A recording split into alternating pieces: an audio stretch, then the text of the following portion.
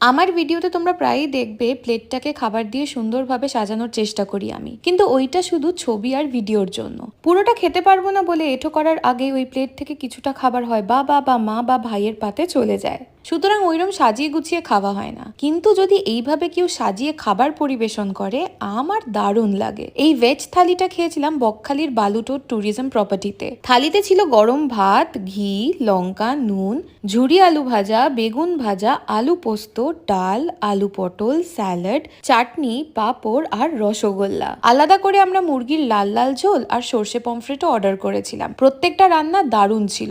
আলু পোস্ত আর পটল দুটোই ভীষণ সুন্দর রান্না হয়েছিল।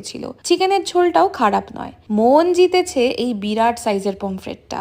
যেমন টাটকা তেমন অসাধারণ রান্না। রসগোল্লাটা বাদে বাকি সব ভালো লেগেছে। আমার মতো যারা যারা এরম গুছিয়ে থালি খেতে পছন্দ করো, কমেন্ট সেকশনে একটা লাল হার্ট দিয়ে দিও তো।